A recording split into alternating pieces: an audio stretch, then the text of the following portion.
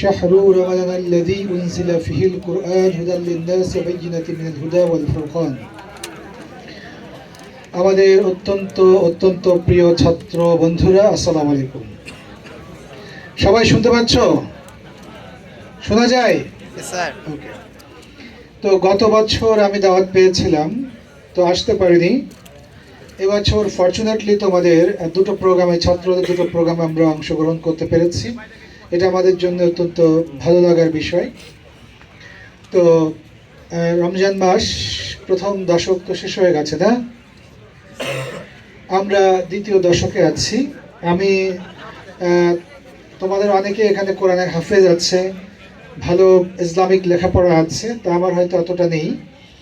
আমি কোরআন শরীফের যে ছোট্ট আয়াতটুকুর অংশটুকু বলেছি সেটি হচ্ছে এই যে এই মাসটা বিশেষ করে এত সম্মানিত, পবিত্র এবং অত্যন্ত dignified month।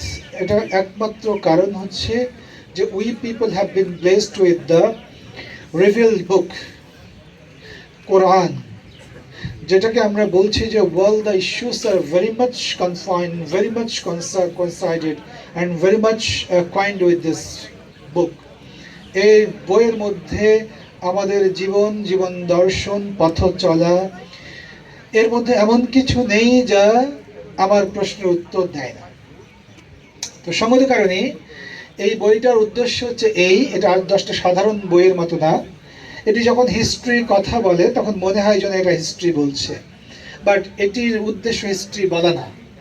এটি যখন জিওগ্রাফি নিয়ে কথা বলে তখন মনে হয় যেন জিওগ্রাফি তুলে নিয়ে এসছে, তাই না?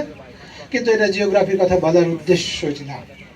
যখন সায়েন্স নিয়ে কথা বলে, যেই ভার্সের মধ্যে, আয়াতের মধ্যে বিজ্ঞানের কথা বলা আছে, ইসলামিক ফাউন্ডেশন থেকে একটা বই পাবলিশড হয়েছে, আমাদের ডক্টর শমশের আলী স্যার এটি করেছিলেন।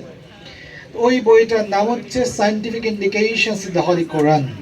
তো এই বইটা তোমরা যখন পড়বে দেখবে যে কত কত আয়াত সায়েন্স বিষয়ে এখান থেকে এক্সট্রাক্ট করা হয়েছে এবং তারা সংকলন করেছে। এই যে সংকলনটা আছে, এটি পড়লে বোঝা যায় মনে হয় কোরআনটা নাজিল হয়েছে বিজ্ঞান বলবার জন্য, আসলে না। তাহলে এর মধ্যে ফিলসফি আছে, এর মধ্যে অ্যানথ্রোপোলজি আছে, সোশ্যোলজি আছে, জিওগ্রাফি আছে, আর্কিওলজি আছে, কি নেই এর মধ্যে?